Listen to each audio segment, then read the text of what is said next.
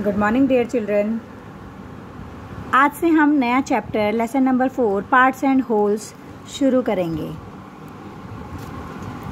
Whole, what is whole? Whole mean पूरा। हमारे पास ये एक सर्किल दिया हुआ है और अगर हम इसका पूरा का पूरा भाग ले लें, यानी कि ये मैंने पूरा शेड कर दिया, अगर हम इसका पूरा का पूरा भाग ले लें तो ये पूरा हमारा क्या कहलाएगा? Whole. This portion is known as whole.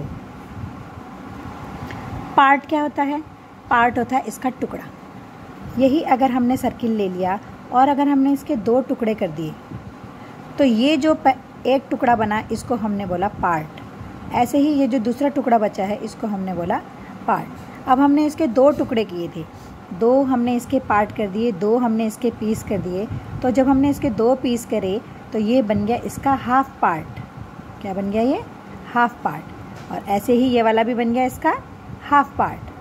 Half मतलब आधा। ये दोनों क्या बन गए? इसके आधे आधे टुकड़े बन गए। और हाफ हमको लिखना आता है, कैसे लिखते हैं? 1/2। 1/2 यानी कि जो पार्ट हमें लेना है उसको हम ऊपर लिखेंगे और टोटल पार्ट्स को हम नीचे लिखेंगे। The part which we take, जैसे 1 पार्ट हमने लिया उसको हम ऊपर लिखेंगे और टोटल पार्ट्स हम क्या करेंगे? नीचे लिखेंगे। तो इस तरीके से हम इस पार्ट को शो करेंगे। तो ये जो पार्ट हमारे पास आया है, ये जो टुकड़ा हमारे पास आया है, इसको हमने बोला आधा टुकड़ा। आधा टुकड़ा मतलब हाफ पार्ट। और हाफ पार्ट को हमने कैसे शो किया? 1/2 से, क्योंकि हम इस 1 पार्ट को ले रहे हैं तो 1 ऊपर आएगा। और टोटल पार्ट्स कितने हमारे पास हैं? 2 पार्ट्स हैं, इसलिए हमने टोटल पार्ट्स को नीचे लिखा। तो हाफ लिखने के लिए हम कैसे लिखेंगे? 1/2। और इसको हमने क्या बोला? हाफ। हाफ मतलब आधा। हाफ मतलब आधा। और आधा लिखने के लिए हम कैसे लिखेंगे? 1/2।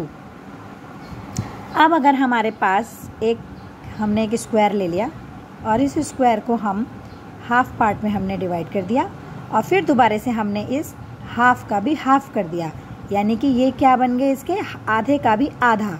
आधे पोर्शन का भी आधा बन गया, यानी कि ये बन गए इसके 4 टुकड़े इसके बन गए। अब 4 टुकड़े जब बन गए तो हम इसको कैसे लिखेंगे?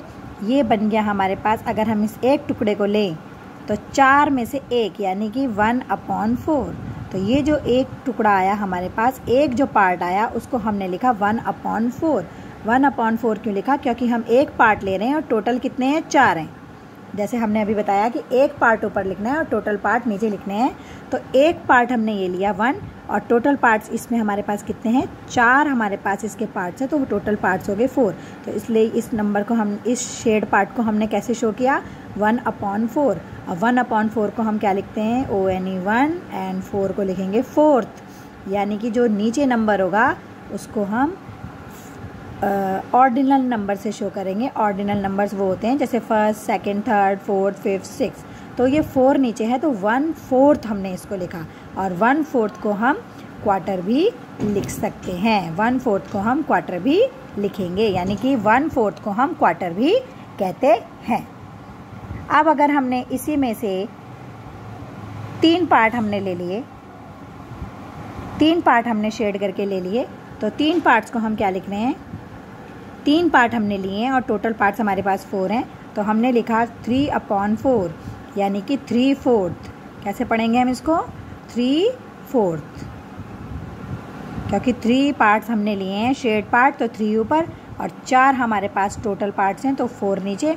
तो हमने इसको लिखा 3/4 और हम इसको क्या कह सकते हैं? 3/4। हम इसको 3/4 भी कह सकते हैं। अब अगर हमारे पास, हम सेम यही ले रहे हैं, अगर हम इसके 4 पार्ट कर दिए और हमने इसमें 2 पार्ट शेड कर दिए, अगर हम इसके 2 पार्ट शेड कर रहे हैं तो 2 पार्ट 4 में से 2 यानी कि 2/4 और 2/4 यानी कि 2/4। और 2/4 का मतलब है कि हाफ पार्ट। 2/4 का क्या मतलब है? कि हाफ पार्ट, यानी कि 2/4 को हम हाफ भी लिख सकते हैं। 2/4 को हम हाफ भी कह सकते हैं, क्योंकि ये 4 में से 2 हैं। 4 का आधा 2, 4 का आधा 2, तो हमने इसको आधा भी हम इसको कह सकते हैं, यानी कि 2/4 को हम हाफ भी कह सकते हैं। इसी तरीके से अगर हमारे पास कोई रेक्टेंगल है और इस रेक्टेंगल को हम 3 इक्वल पार्ट्स में डिवाइड कर रहे हैं। ये हमारे पास 3 इक्वल पार्ट्स आ गए। तो अगर हम इस 1 पार्ट को ले लें तो 1 पार्ट अगर हम लिखेंगे तो क्या लिखेंगे 1/3 और हम इसको बोलेंगे 1/3। क्या बोलेंगे बच्चों 1/3। ऐसे ही अगर हम इसमें से 2 पार्ट्स ले लें तो 2 पार्ट्स को हम कैसे लिखेंगे, हम बोलेंगे 2/3 लिखेंगे और क्या बोलेंगे 2/3। क्या कहेंगे बच्चों इसको 2/3। अब अगर हम इसी में तीनों पार्ट ले लें, फर्स्ट पार्ट भी ले लिया हमने, सेकंड पार्ट भी ले लिया, थर्ड पार्ट भी ले लिया, तो ये बन गया हमारे पास 3/3।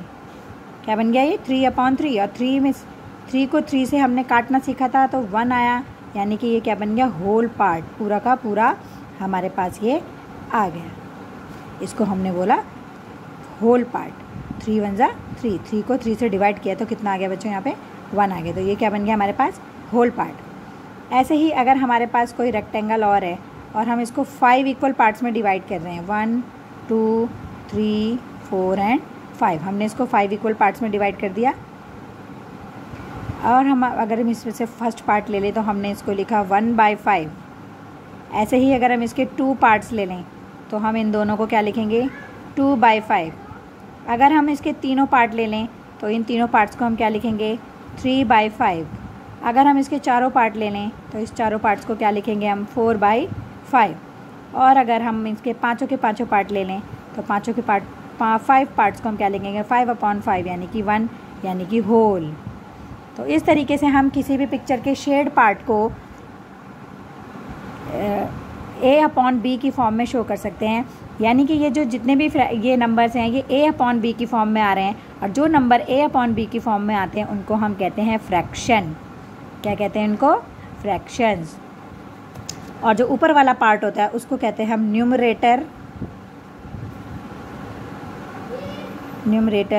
और जो नीचे वाला पार्ट होता है उसको हम कहते हैं डिनोमिनेटर।